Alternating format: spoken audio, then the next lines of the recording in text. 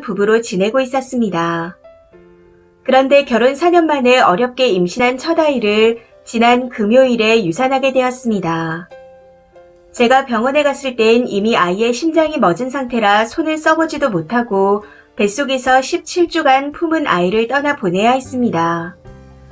임신하고 처음 5주부터 12주까지는 입덧으로 보리차 얼음과 자두맛 주스 얼린 것만 먹으며 좀비처럼 살았었고 입덧 약도 2종류 정도 먹어봤지만 몸이 더 힘든 느낌이라 안 먹고 힘겹게 버텼습니다.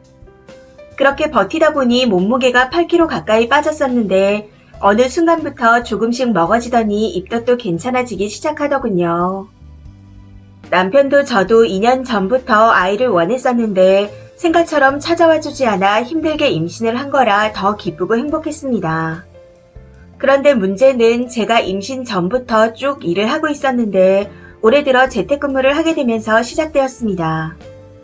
제가 집에 있으니 일을 안 한다고 생각하시는 건지 저희 집과 가까운 거리에 사시는 시어머니께서 자주 호출을 하셨거든요. 주로 시장이나 마트 같은 데로 부르셨는데 출근할 때보다 시간적으로 여유가 생겼던 터라 군말 없이 나가곤 했었습니다. 굳이 제가 안 가도 되는 그런 상황임에도 부르시길래 여러 핑계를 만들어 조금씩 거절하기도 했었고요. 이후 제가 임신을 하면서 입덧이 심해져 꼼짝도 못하는 상태가 되니 연락이 좀 뜸해지는가 싶었는데 상태가 조금씩 괜찮아지는 걸 아시고는 또 여기저기 불러대기 시작하셨습니다. 처음에는 운동한다 생각하고 시어머니께서 호출하실 때마다 나갔었죠. 더운 날씨에 260원 아끼려고 A마트에서 B마트까지 20분 거리를 같이 걸어 다녀오곤 했었는데 그때마다 살림은 이렇게 알뜰하게 하는 거다 하고 강조하시던 시어머니께 네, 저도 잘 배울게요 하며 기분을 맞춰드리곤 했었습니다. 그런데 시어머니와 외출을 하고 온 어느 날 조금의 하혈을 하게 되었고 아주 소량이었기에 다른 문제점이 없어 보여 다음 날까지 기다렸다가 병원에 다녀왔습니다. 병원에서는 유산기가 조금 있으니 최대한 안정하라고 하시더라고요. 그래도 상태가 심했던 건 아니라 저도 안심하고 집에서 푹 쉬면서 집안일과 회사 일을 조금씩 했습니다. 남편이 많이 도와줘서 딱히 힘들지는 않았지만 피곤함을 정말 많이 느꼈던 것 같아요. 그리고 문제의 그날, 시어머니께서 또 호출을 하시기에 몸이 안 좋다고 솔직히 말씀드렸습니다. 유산기도 있고 몸이 많이 피곤해서 힘들다고요. 그런데 제 말을 들으신 시어머니께서는 그게 다 네 의지 문제다. 몸이 약하면 운동을 해야지. 옛날에는 만삭에도 밭일 다 했다. 하시며 계속 잔소리를 하는 겁니다. 쉬지 않고 하는 시어머니의 잔소리가 너무 듣기 싫어 결국 한숨을 한번 내쉬고 그냥 나가게 되었어요. 제가 정말 미쳤었죠. 잔소리 몇 마디 듣기 싫다고 그냥 그렇게 나가버렸으니. 변명이겠지만 당시에는 시어머니의 잔소리가 너무 스트레스처럼 느껴져서 참을 수가 없어 나갔던 거였습니다. 아무튼 B마트로 오라고 하셔서 가봤더니 갑자기 조기에 뭘 적으시더라고요. 사야 할 물건들 가격대를 쓰신다고 하면서. 그러고는 바로 A마트로 다시 가서는 필요한 걸 구매하시고 다시 B마트로 가서 A마트보다 몇십 원 저렴한 물품을 구매했습니다.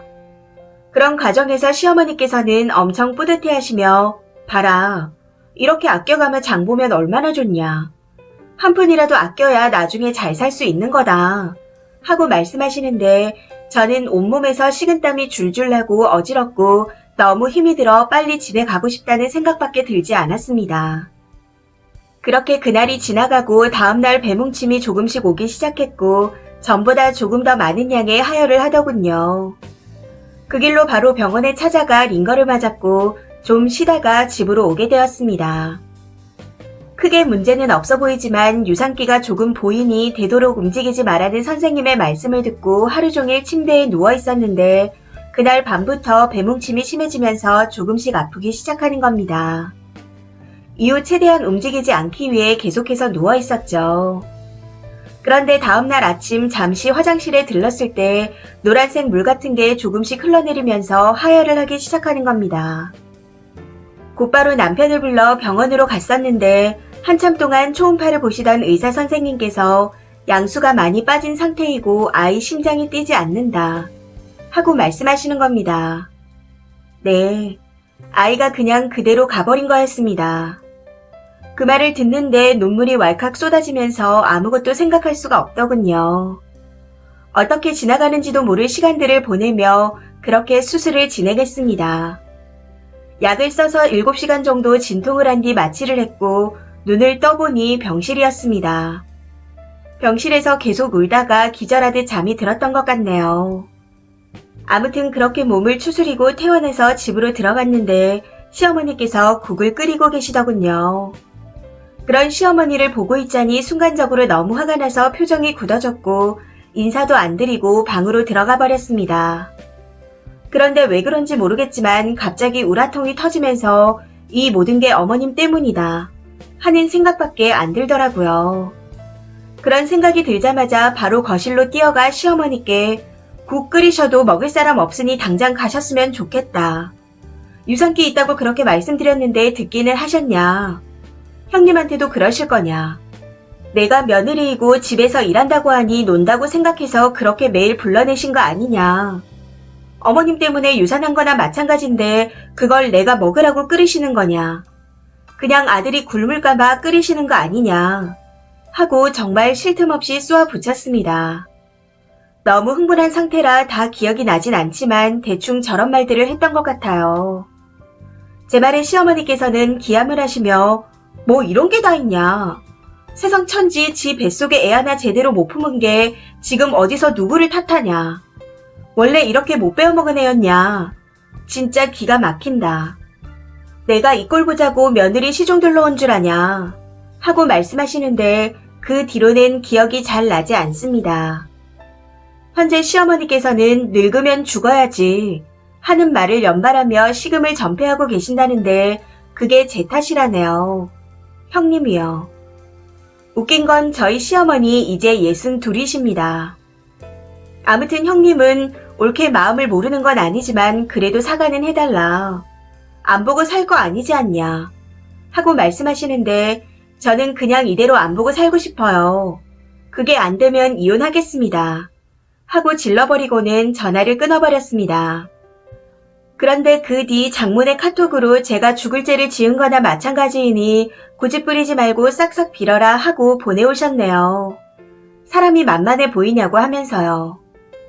제가 정말 형님의 말씀처럼 죽을 죄를 지은 건가요? 남편의 마음은 모르겠지만 계속 제 눈치만 살피는 중이고 친정 부모님께서는 아직 이 사실을 모르고 계십니다. 제가 어머님께 잘못한 게 맞나요? 이 모든 게 시어머니의 탓만은 아니라는 걸 저도 알고 있습니다. 그렇게 불러낸다고 나가는 게 아니었는데 뭔가 이상하다고 느꼈을 때 바로 병원에 갔어야 했는데 하는 생각을 하며 후회를 하고 있습니다. 그리고 그날 제가 왜 그렇게 미쳐서 날뛰었는지 아직도 모르겠지만 최소한 그때의 행동에 대해서는 후회하고 있지 않습니다. 제 심보가 못돼서 그런 걸까요? 정말 너무 답답한 마음일 뿐입니다. 댓글입니다. 첫 번째 댓글. 당장 친정 부모님께 말씀드리고 이혼 준비하세요. 남편이 님 눈치만 보고 있다는 건 님이 져주길 바라는 겁니다. 아니라면 자기가 나서서 님한테 사과하고 시댁 볼 일 없게 해주겠다 했겠죠. 앞으로 저런 남자 믿고 살 수 있겠어요? 우선 시어머니가 님 불러낸 거며 유산 징후 있는데도 님을 고생시킨 거 등 관련 내용을 톡으로 주고받던가 대화 녹취라도 해서 증거 만들어두세요. 그리고 하루빨리 부모님께 말씀드리고 정리 시작하세요. 두 번째 댓글. 저 같았으면 시누이한테 형님도 꼭 임신했을 때 시댁이 허구한 날 불러내서 잘못되면 애 하나 제대로 품지 못한 내 탓이니 죽을 죄를 지었다 하고 말씀하신 후 얘기하라고 했을 것 같아요. 글쓴이가 참 사람이 좋네요. 세 번째 댓글. 얼른 친정 부모님께 알리시고 친정 가셔서 일단 안정부터 취하세요. 님이 잘못한 거 하나도 없습니다. 이 더위에 이제 막 안정기 지난 임산부를 데리고 장을 보러 다니다니 진짜 무식한 노인네네요. 제가 대신해서 죽고 싶으면 죽으시라고 말하고 싶어요. 남편도 머저리같이 눈치나 보고 있고 남편에게 일단 확실히 말하세요. 나랑 이혼하고 싶으면 계속 눈치만 보고 있고 아니면 확실하게 행동하라고요. 님이 잘못한 거 없으니 절대로 사과하지 마시고요. 4번째 댓글. 시어머니도 지가 잘못했다고 생각하니 국을 끓이고 있었던 겁니다. 자기 마음 편하려고요. 참을 줄 알았던 쓰니가 본인의 잘못을 정확하게 찝어서 대드니 찔리는 마음에 더 저러는 거죠. 남편 누나도 남편도 지 엄마 잘못인 거 알고 있습니다. 남편 누나는 그거 인정하기 싫으니 쓰니를 잡는 거고, 남편은 지 엄마 잘못이지만 쓰니가 여태까지처럼 참아주길 바라는 마음에서 눈치를 보며 한숨만 쉬고 있는 겁니다. 저렇게 집안 전체가 쓰니를 무시하고 있는데 친정에 숨기는 이유를 모르겠네요. 이혼하더라도 남편부터 조져야 되고 같이 살더라도 남편부터 조져야 합니다. 쓰니는 시가에 할 만큼 했고 시가는 남편이랑 영 끊기는 순간 길거리에서 스치는 사람보다 못하니 눈치 볼 필요 없이 본인 행복과 건강만 챙기며 사세요. 이혼하든 같이 살든 잘 추스려서 아기를 다시 만나길 진심으로 바랄게요. 5번째 댓글. 유산한 거 시어머니 탓 맞아요. 이런 더위에 임신한 며느리를 끌고 여기저기 다니고 싶었을까요? 몇십원 아끼면서 뿌듯하고 며느리까지 부려먹을 수 있으니 아주 즐거웠겠네요. 임신 초기에 그러고 다니다니 며느리 유산시키려고 발악을 한 겁니다. 거기다 신우나 남편도 소름 끼치고요. 친정에 말씀하시고 이혼하세요. 그 집구석 사람들 죄다 인간 말종입니다. 이 사연은 여기까지입니다. 시청해주셔서 감사합니다.